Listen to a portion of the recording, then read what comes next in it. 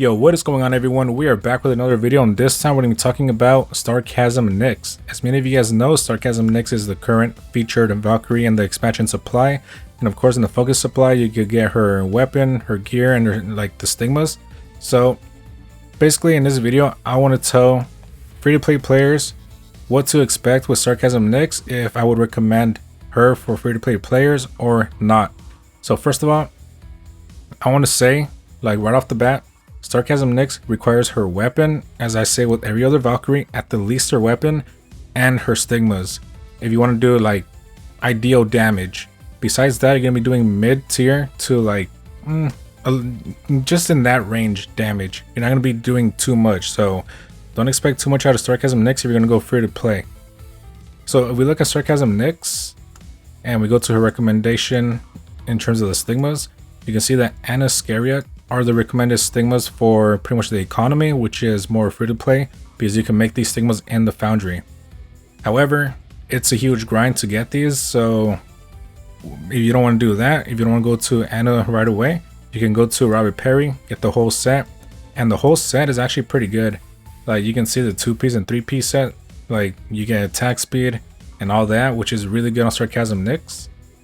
And the attack speed you do get on Vernet also, but the 3-piece and 2-piece set is like out of the world. Like Starchasm Nyx is gonna be doing a ton of damage.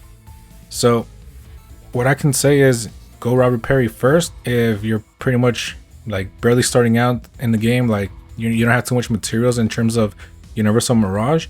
Start out with the Robert Perry set, get all three, and then slowly make your way to the Anna Scaria set, and then you should be able to do mid to high mid tier damage. Don't expect it to be too high damage, like I said, guys, but you will be doing some noticeable damage compared to like other stigmas. And another point I want to make is that if you go to the stigmas, there's not really much ice stigmas that you can throw in terms of just like getting stigmas just by playing the game. Like out of all the events that they had, the only ice stigma I got for the T was this one, the Kiana one. Every single other one, like you're barely gonna find any ice stigmas. Same thing with the middle, like every now and then like they'll give out an ice stigma, but it's rare, guys. Like I literally have only one ice stigma for each one, the top, mid, and not even bottom. This one I had to make, the Shakespeare one, and same thing with the Robert Perry one. I had to make those two. So that's one thing I want to point out.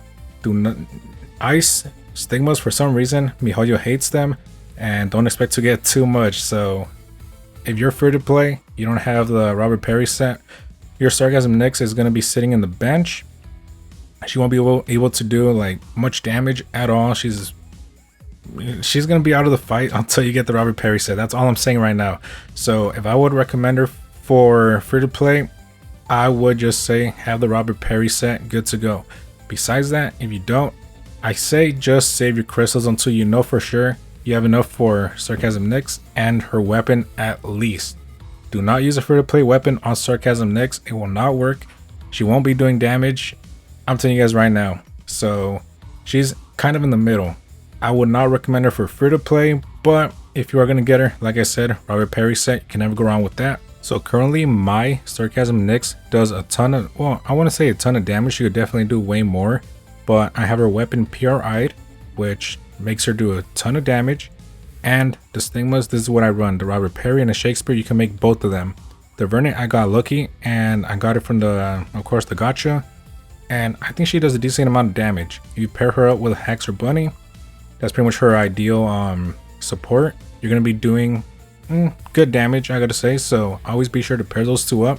If you're gonna get Starchasm Nyx, start building up Hex or Bunny right now. Do not wait for Hex or Bunny. The earlier the better, guys, because you can buy the fragments every single week. Okay, so for final thoughts, I would not recommend Nyx for free to play. I say stay away from her. I just got lucky with having her stigma because I had to grind out for the top and bottom stigmas. So unless you guys are ready to grind for the Anna set, I say don't get her. Just skip. Wait for Aponia or one of these new Valkyries coming out. Maybe invest in Felis. She is an ice damage dealer, so you can start farming her fragments right now. And I think she I think you can use some more free-to-play stigmas. It's kind of like Starchasm Nyx, but without rolling for the character banner. Okay, so that's just my opinion, guys. This is based on pretty much me having Starchasm Nyx, and I didn't really want to roll for her gear, but I've been told that I need to get her gear, and I'm like, okay, you know what? I'll try to get her gear. So I managed to get the weapon and Stigma, and I saw the damage, like, it's night and day.